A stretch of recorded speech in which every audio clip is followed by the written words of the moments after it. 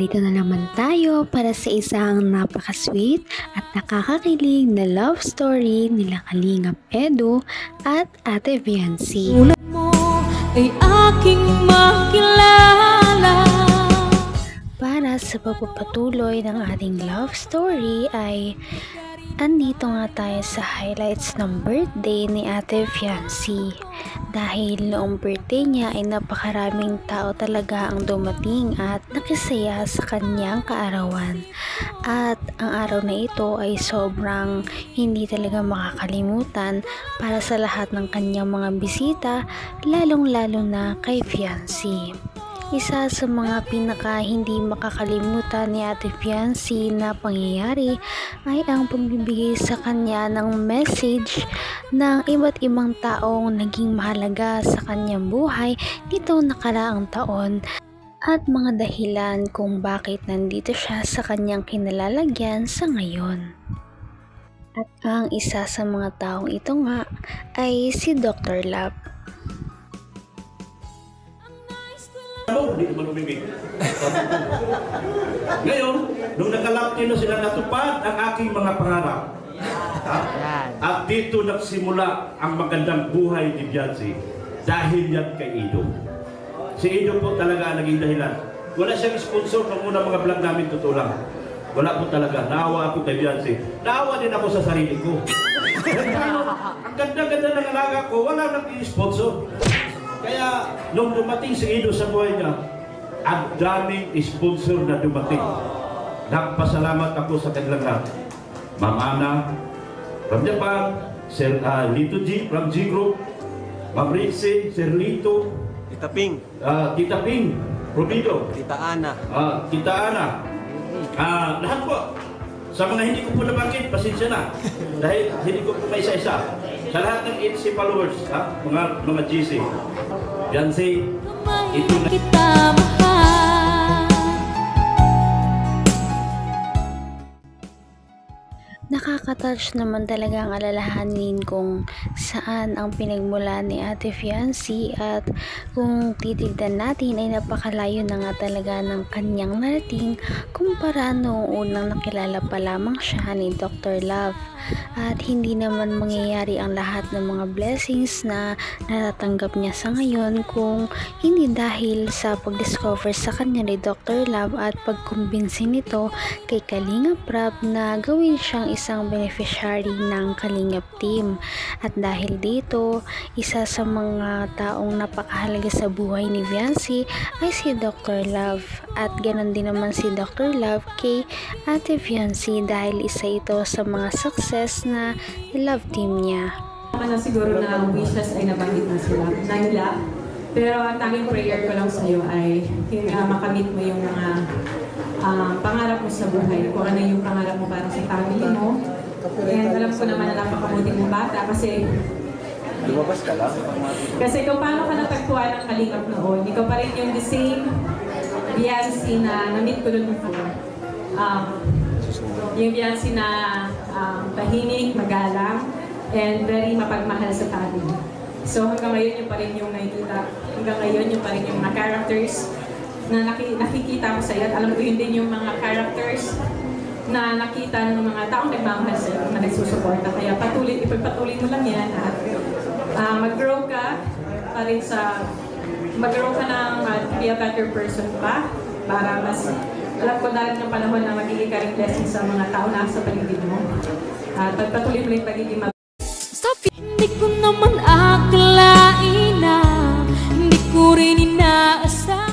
Isa na rin sa mga malalapit sa kanya ay si Ate Jackie dahil isa nga ito sa mga nakakaalam kung ano ba talaga ang mga pinagdaanan ni Ate Viancy noon kahit bago pa man siya na-discover ng Kalingap team.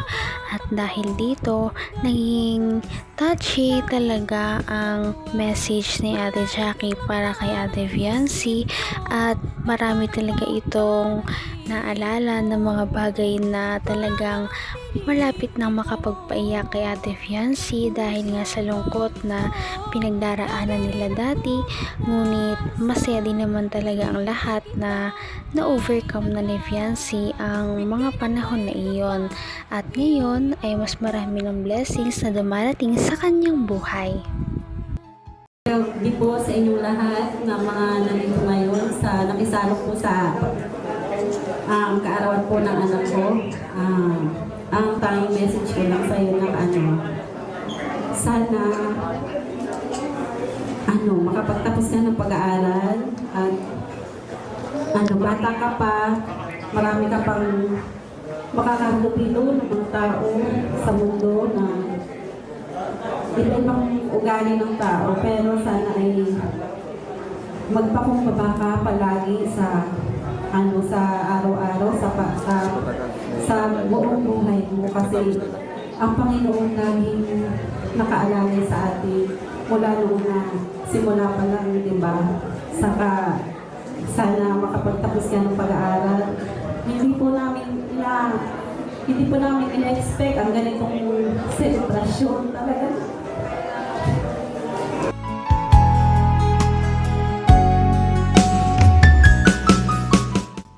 At syempre, hindi matatapos ng isang debut ng isang celebrant kung hindi magkakaroon ng message para sa kanya ang kanyang mga magulang na siyang nagpakalaki sa kanya at naka-witness ng lahat ng pinagdaanan niya simula pa nung bata siya hanggang sa ngayong maging dalaga na siya.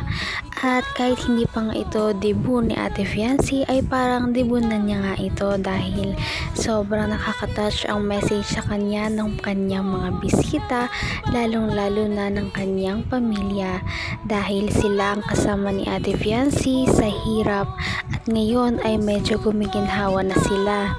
Naalala nila ang mga times na sobrang hirap na hirap sila at isang kahig, isang tuka pa ang kanilang kabuhayan dati, lalong-lalo na nung may sakit pa ang kanyang ama. Talaga hindi po namin kaya.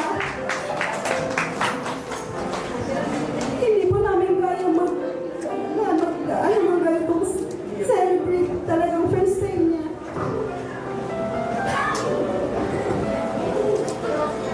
Sobrang na-appreciate namin lahat ng tulong ng Kalinga po. Maraming salamat sa Kalinga, kay Kuya at Ate Jack, sa mga kinig dyan sa K-Boy, sa mga paghihirap ninyo, K-Boy, dahil ng K-Boy, sa paghatid ng pagkasabay na mga tulong.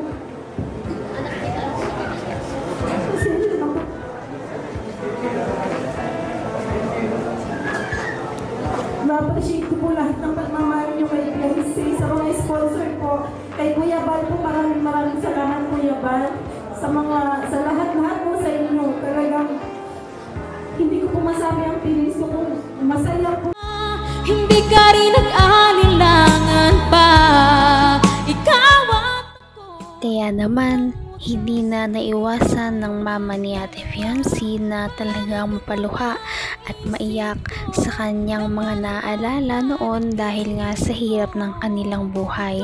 Biruin mo, ang kanilang bahay ay hindi talaga ito stable, kaya naman tuwing umuulan o bumabagyo, laging hindi sila mapalagay at hindi makatulog ang buong pamilya nila dahil anytime ay pwede silang bagyuhin at abutin ng tubig galing sa dagat. Kaya ngayon ay mas masaya na rin ang kanilang buhay na medyo malapit nang maipatayo ang bahay na ipinapatayo sa kanila ng Kalingap team. Kamay na kita mahal.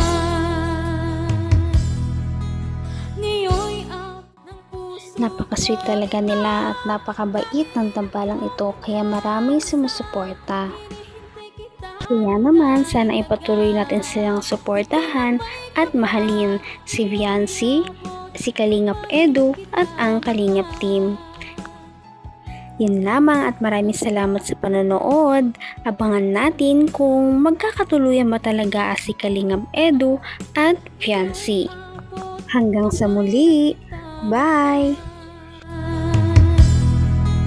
Ngayon'y abot kamay na kita. mahal.